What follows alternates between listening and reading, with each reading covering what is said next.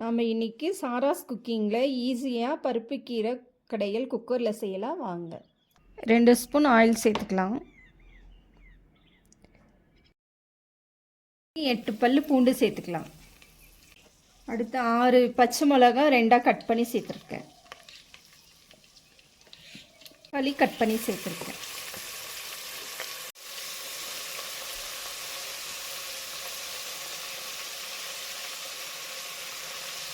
இப்போ 2 டம்ளர் பருப்பு சேர்த்துக்கலாம். துவரம் பருப்பு.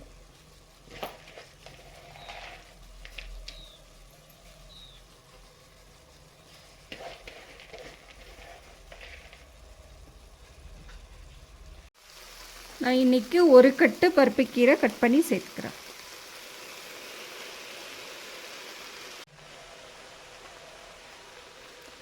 இந்த குழம்பு 6-7 பேர் தாராளமாக சாப்பிடலாம்.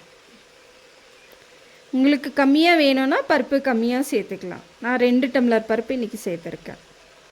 இப்போ நம்ம தண்ணி சேர்த்துக்கலாம். இந்த பாத்திரத்தில் 2 பாத்திரம் தண்ணி சேர்த்துருக்கேன்.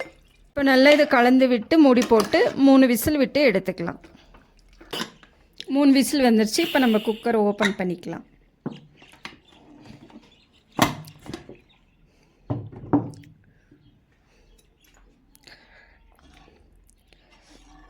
இப்போ பாருங்கள், இந்த அளவுக்கு வெந்து வந்திருக்கு. இப்போ நம்ம தண்ணி கொஞ்சம் எடுத்துகிட்டு நல்லா கடைஞ்சி எடுத்துக்கலாம். 2 ஸ்பூன் ஆயில் சேர்த்துக்கலாம்.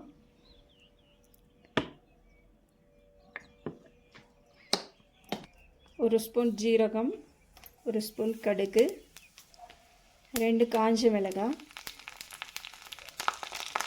பெருங்காயத்தூள் கொஞ்சம் சேர்த்துக்கலாம். வெங்காயம் சேர்த்துக்கலாம்.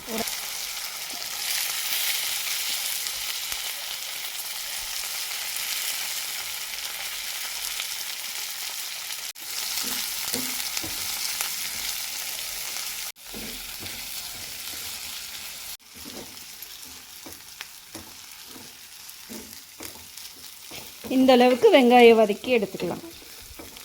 இப்போ 1/2 ஸ்பூன் மஞ்சள்தூள் சேர்த்துக்கலாம். இதில்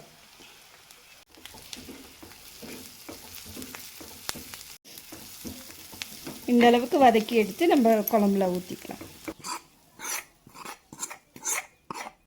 நான் கடையும் போது உப்பு சேர்த்து கடைஞ்சிருக்கேன். உங்களுக்கு எவ்வளோ உப்பு வேணுமோ அந்த தேவைக்கு அளவாக போட்டு கடைஞ்சி எடுத்துக்கோங்க.